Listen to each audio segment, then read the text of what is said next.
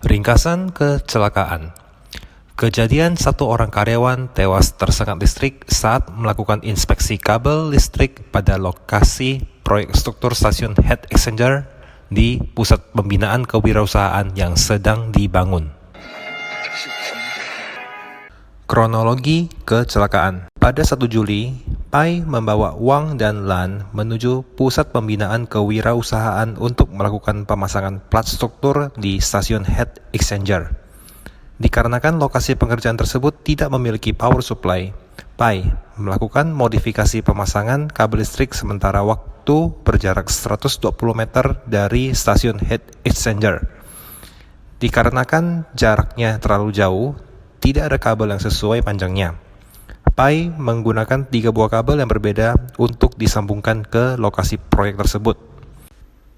Sore hari itu, pukul 16.15 setelah hujan, Pai dan Wang kembali ke peranca untuk memasang plat di sisi barat. Saat melakukan pengeboran lubang, Pai mendapati bahwa bor tersebut tidak berlistrik. Lalu dia meminta Lan yang bekerja di bawah peranca untuk mencari tahu penyebabnya. Saat Lan menelusuri kabel memeriksa sampai ke depan stasiun heat exchanger, dia menyentuh kabel tersebut dengan tangannya dan tersetrum. Pai dan Wang yang mendengar teriakan Lan melompat dari peranca dan berlari untuk menolong Lan yang sudah terbaring di tanah. Mereka melakukan CPR untuk pertolongan darurat Lan dan menggunakan pick up untuk melarikan Lan ke rumah sakit. Lan meninggal dunia pada pukul 17:10. Penyebab kecelakaan. Penyebab langsung. Turunnya hujan menyebabkan penggunaan aliran listrik bermasalah. Lan tidak menggunakan perlengkapan pelindung apapun saat melakukan pemeriksaan aliran listrik dan langsung menyentuh dengan tangan. Inilah yang menyebabkan Lan tewas tersetrum listrik. Penyebab tidak langsung. 1.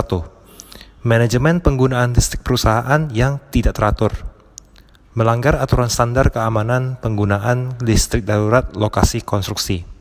Jalur kabel listrik darurat yang terlalu panjang, dan kabel ini dibentuk dari sambungan 3 jenis kabel yang berbeda. Insulator aliran listrik antar kabel yang tidak terpasang dengan baik. Ini menyebabkan aliran listrik mengalami konslet setelah hujan. 2. Manajemen keselamatan perusahaan yang tidak maksimal. Korban kecelakaan, Lan, belum memiliki kualifikasi untuk melakukan pekerjaan listrik khusus. Tidak terdapat pengawas kerja khusus yang mengawasi di lapangan, dan pekerja di lokasi tersebut tidak mengenakan APD untuk bekerja sesuai dengan ketentuan. 3. Pihak pemberi kerja memberikan proyek ini kepada kontraktor yang tidak berkualifikasi untuk memasang struktur baja. Ini adalah sebuah jenis pelanggaran, serta tidak melakukan penandatanganan kontrak keselamatan kerja khusus dengan kontraktornya. Selain itu, pemberi kerja juga tidak meminta pengawasan khusus untuk mengawasi aspek keselamatan kerja di lapangan, tidak menjalankan tanggung jawab keselamatan dengan sepenuhnya.